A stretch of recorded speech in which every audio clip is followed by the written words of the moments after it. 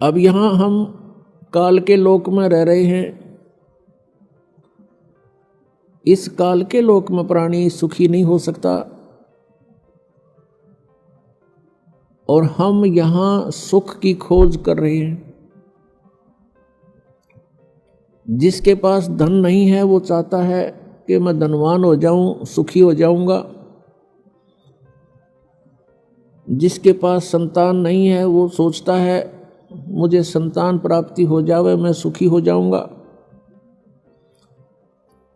कोई रोगी है वो ये सोचता है मैं स्वस्थ हो जाऊं फिर मैं सुखी हो जाऊंगा। कोई धनवान है वो ये सोचता है कि सुख तो इन राजा लोगों को होगा, और राजा लोग सोचते हैं कि सुख तो स्वर्ग में होगा। स्वर्ग के देवता इंद्र राजा जो हैं वो सोचते हैं कि सुख तो ब्रह्मा विष्णु महेश को होगा, हमें सुख नहीं। और ब्रह्मा विष्णु महेश को सुख बिल्कुल नहीं। उदाहरणार्थ जैसे भगवान श्री विष्णु जी के अवतार श्री रामचंद्र जी राजा दशरथ के घर जन्म लेकर के अयोध्या में प्रकट हुए। उनका फिर विवाह हुआ, विवाह होते ही वनवास हुआ। वनवास से उनकी धर्मपत्नी का अपहरण हुआ, फिर युद्ध हुआ, 12 वर्ष तक युद्ध हुआ। युद्ध तो 2-4 मिनट घंटे का बहुत हो जाता है। उसके पश्चात रावण का वध करके सीता जी को घर ले आए। कुछ ही दिनों के बाद, कुछ वर्षों के उपरांत किसी के व्यंग से सीता जी का परित्याग कर दिया, अपनी धर्मपत्नी का जो गर्भवती थी। स्वयं कहीं रहे, संतान कहीं रही।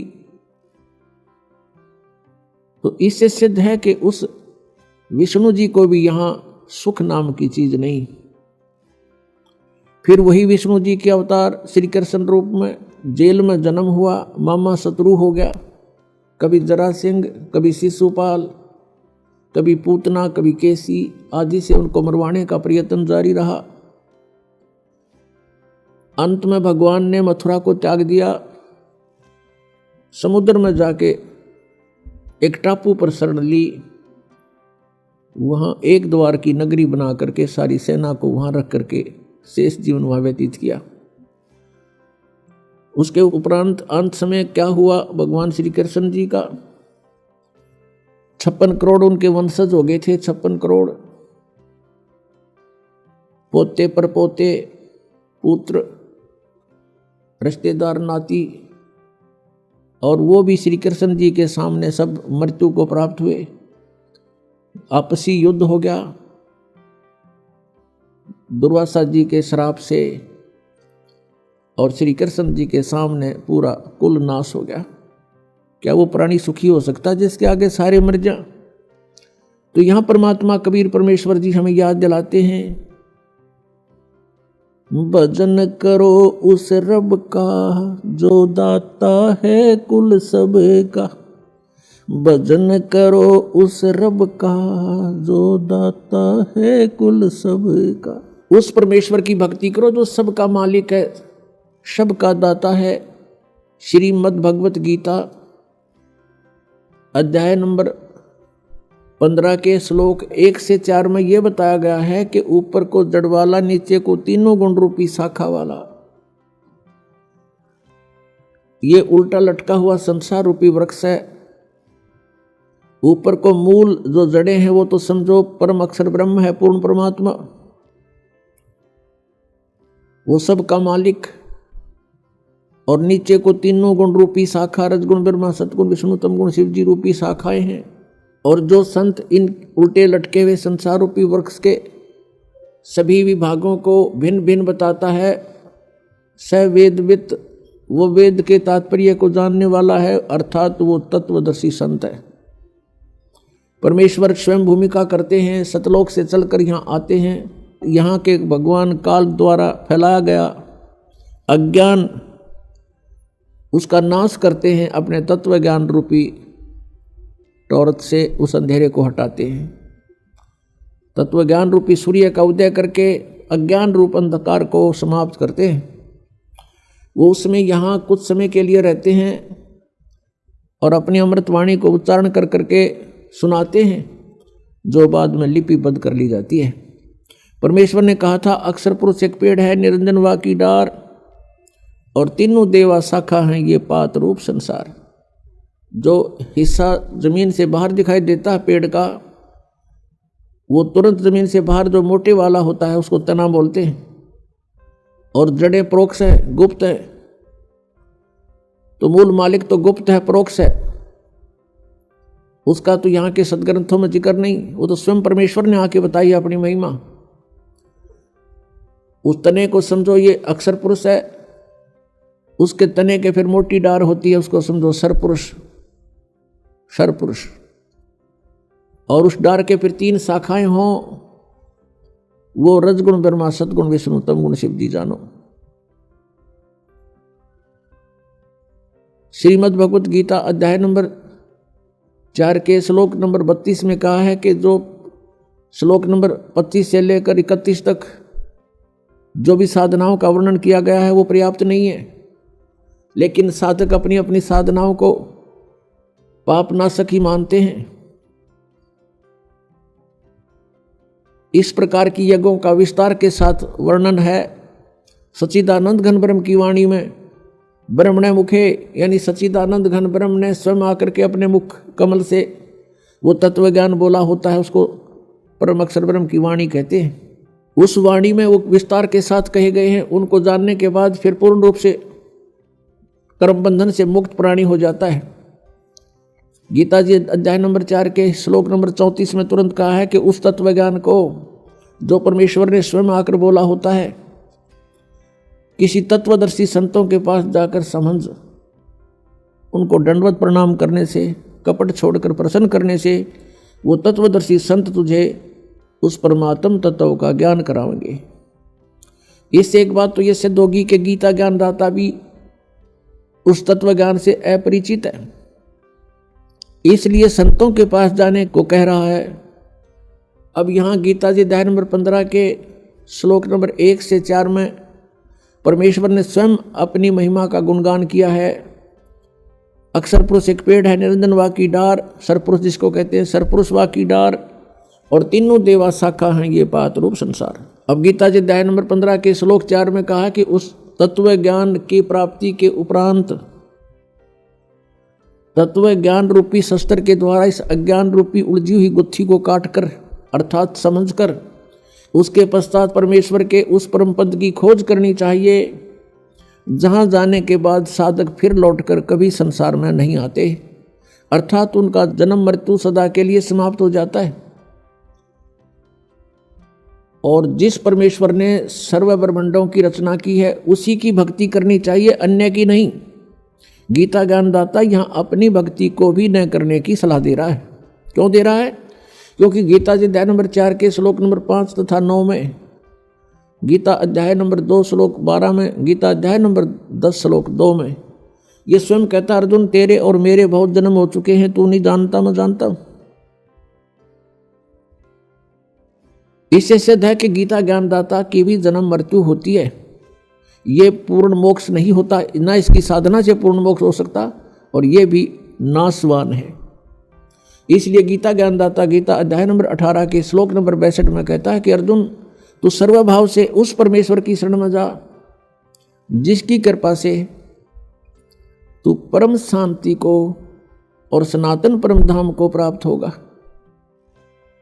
जब तक प्राणी जन्म और मृत्यु के अंदर है, इसको शांति नहीं हो सकती, चाहे ब्रह्मा की पदवी पा ले, चाहे विष्णु की पदवी प्राप्त कर ले, चाहे शिव की पदवी प्राप्त कर ले, या छोटे मोटे राजाओं का तो अब कोई अस्तित्व नहीं है, जबकि ब्रह्मा विष्णु महेश तक की पदवी पर प्राणी सुखी नहीं है।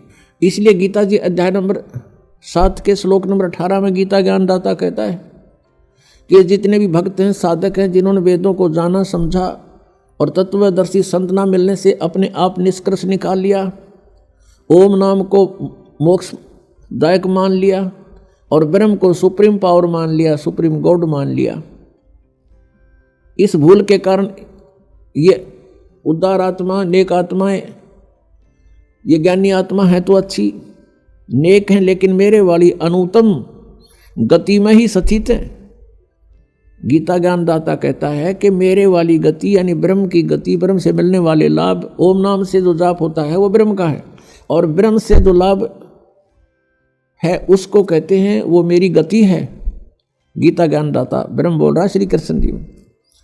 और ये भी अनुत्तम है, ये भी घटिया है, व्यर्थ है, क्योंकि जन्म और मृत्यु अर्जुन तेरे भी और मेरे भी सदा रहेंगे। पुण्यात्माओं, श्रीमद् भगवत गीता अध्याय नंबर 15 के श्लोक नंबर 16 और 17 में ये 3 पुरुष बताए, 3 प्रभु। एक सरपुरुष, ये 21 ब्रह्मांड का पुरुष प्रभु है, स्वामी है, मालिक है, ये कुल का मालिक नहीं है।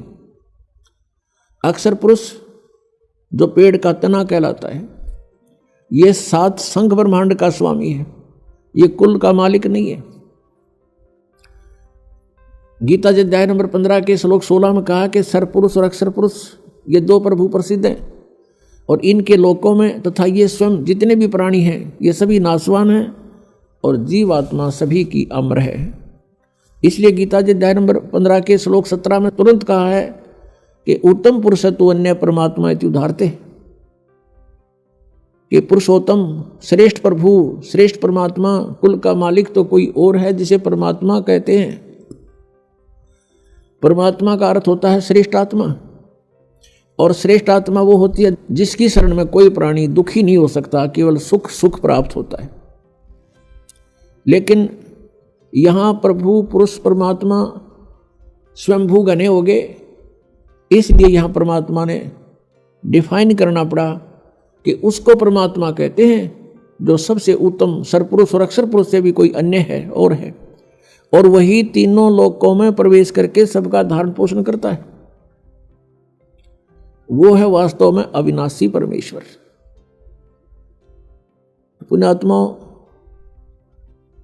हम सभी कहते थे भक्ति कर ले भाई, किसी भी संत या पंथ में या किसी ग्रंथ में हम पढ़ा करते थे तो सभी प्रेरणा करते थे भगवान की भक्ति करो भाई, मनुष्य जीवन बार बार प्राप्त नहीं होता, परमात्मा की भक्ति करनी चाहिए, मनुष्य जीवन का मुख्य उद्देश्य ही भक्ति करना है। लेकिन हमें यह नहीं पता था कि कौन से राम की भक्ति करें, कौन से प्रभु की हम भक्ति करें। गीता जी अध्याय नंबर 4 के श्लोक नंबर 33 में कहा कि अर्जुन, द्रव्य में यज्ञ से ज्ञान यज्ञ श्रेष्ठ है।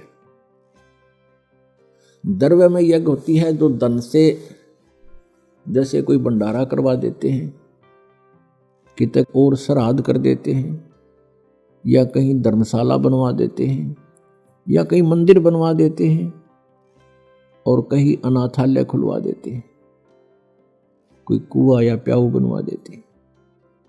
तो ये कहा कि इस प्रकार जो आंख मीच के अंधाधुंध कोई तुम बगैर ज्ञान के पूर्ण करते हो, उसको करने से पहले उसके बारे में जानकारी होनी चाहिए। यानी ज्ञान यज्ञ श्रेष्ठ है। संतों का सत्संग सुनो और ज्ञान समझ के फिर जैसे संत बतावें और जैसे ग्रंथ अलाउड करें, जो हमारे सदग्रंथों में प्रमाणित है, उसी तरह ही तुम दान पुण्य करो तो लाभदायक है, अन्यथा नहीं। तो पुण्यात्माओं, हमने अपने सदग्रंथों को आधार मान के अपनी साधना करनी पड़ेगी और तभी हम सफल होंगे। अन्यथा परमात्मा के मंत्रों की, किसी भी परमात्मा के सदग्रंथ की कोई वाणी को आप याद करते रहोगे, आवर्ती करते रहोगे, बार बार उसका अध्ययन करोगे, उससे मोक्ष नहीं होगा, अन्य फल मिल जाते हैं, लेकिन वो फल अस्थायी होते हैं और मोक्षदायक नहीं होते। उससे मनुष्य जन्म का उद्देश्य पूर्ण नहीं होता। तो सबसे पहले हमने ज्ञान सुनना चाहिए कि कौन से परमात्मा की भक्ति करें। जैसे गीता ज्ञानदाता कहता है कि तू सर्वभाव से उस तत्ब्रह्म की शरण में जा। तत्ब्रह्म यानी उस परमात्मा की शरण में जा, उस परमेश्वर की शरण में जा। गीता ज्ञानदाता अध्याय नंबर 7 के श्लोक नंबर 29 में कहता है कि मैं जो ज्ञान दे रहा हूं कि तत्वदर्शी संत की खोज करो और तत्वदर्शी संत के बताए मार्ग अनुसार तुम साधना करो। उसके पश्चात मेरे इस ज्ञान का जो आश्रय कर लेता है, इसको शिरोधार्य करके तत्वदर्शी संत की खोज कर लेता है, और फिर वो व्यक्ति जो तत्ब्रह्म को जान लेते हैं और जो पूरे अध्यात्म ज्ञान से परिचित हो जाते हैं और जो सब कर्मों से परिचित हो जाते हैं, वे केवल जरा और मरण से छूटने का ही प्रयत्न करते हैं। जरा मीन वृद्धावस्था का कष्ट और मरण मीन मृत्यु। वो केवल इस बुढ़ापे के दुख से और मृत्यु के दुख से छूटने का ही प्रयत्न करते हैं। वो तत्ब्रह्म को जानते हैं, पूरे आध्यात्मिक ज्ञान से परिचित है और वो सभी कर्मों से भी परिचित है। तो गीता ज्ञानदाता से अर्जुन ने प्रश्न किया, गीता अध्याय नंबर 8 के श्लोक नंबर 1 में, कि किम तत्ब्रह्म किम अध्यात्म किम कर्म च पुरुषोत्तम।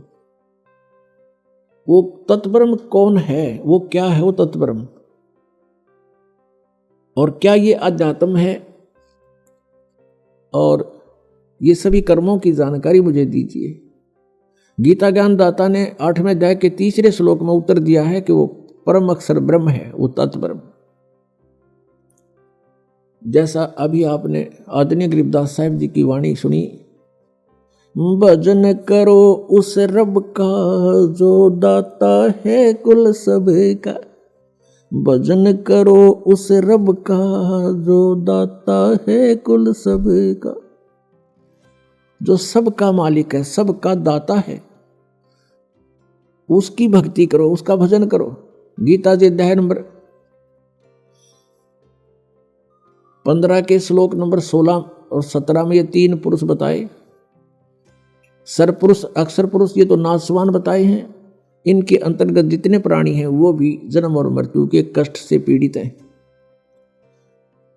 फिर 17वें में कहा कि ये लोग त्रयमाविश्य विवर्ती अवैश्वर है, जो तीनों लोकों में प्रवेश करके सबका धारण पोषण करता है। वो है वो अविनाशी परमात्मा, वो है सबका दाता। भजन करो उस रबदा जो दाता है कुल सबका। वो परम अक्षर ब्रह्म संसार रूपी वृक्ष की जो मूल हैं, जड़ हैं, जड़ों से पूरे पेड़ को आहार प्राप्त होता है।